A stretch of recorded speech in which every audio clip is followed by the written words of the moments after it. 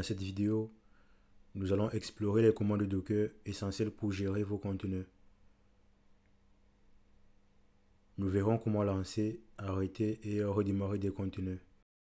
On verra aussi comment inspecter l'état des conteneurs, comment accéder aux logs, comment exécuter les commandes à l'intérieur d'un conteneur.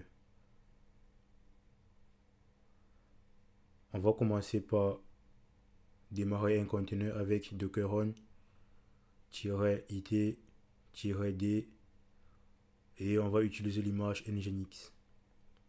Docker run crée et démarre un nouveau conteneur et l'option -it pour le mode interactif avec un terminal attaché.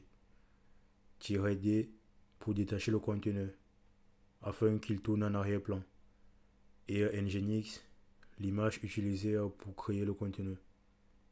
Maintenant on a un conteneur nginx qui tourne en arrière-plan.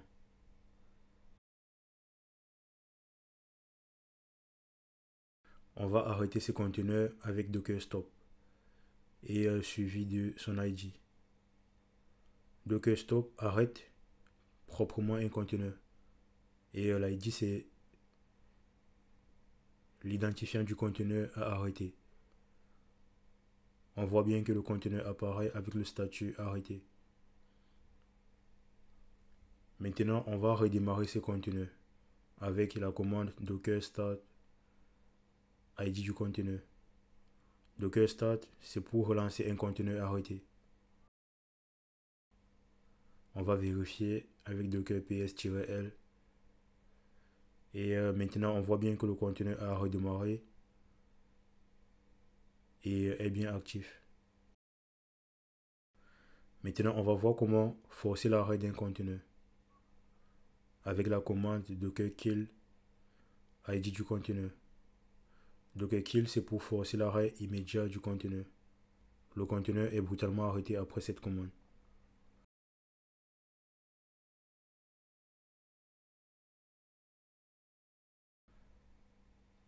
Maintenant on va lancer un nouveau conteneur en mode détaché. On va utiliser l'image hello world qui est une image de test qui affiche un message.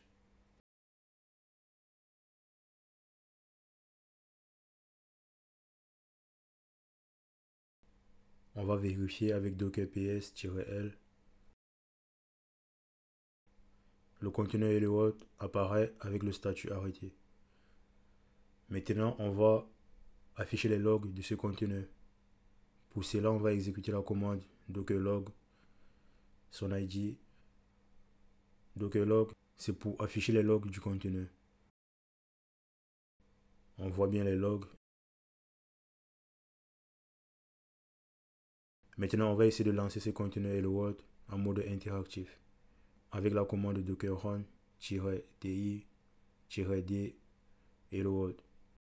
Avec l'option -ti, on tente de lancer un conteneur interactif, mais l'image hello world n'est pas conçue pour rester actif et par conséquent le conteneur s'arrête immédiatement.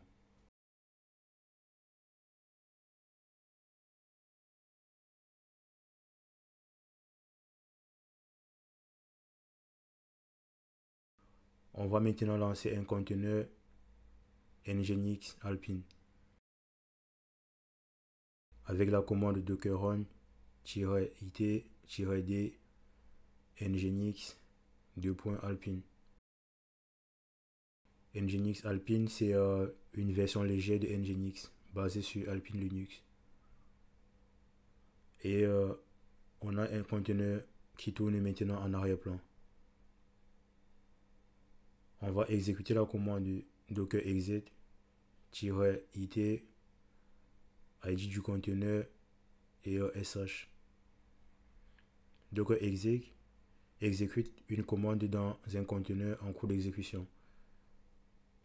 Et avec la commande sh, on ouvre un shell interactif. Maintenant que nous sommes dans le shell, on va afficher les processus dans le conteneur avec ps-ef. ps-ef liste tous les processus en cours. Et on voit bien les processus qui tournent dans le conteneur Nginx. Pour résumer dans cette vidéo, on a vu les commandes de Docker, Docker run pour lancer des conteneurs, Docker stop et Docker kill pour les arrêter, Docker ps pour inspecter les conteneurs, Docker log pour consulter les logs et Docker exit pour interagir avec un conteneur. Ces commandes sont la base pour bien utiliser Docker au quotidien.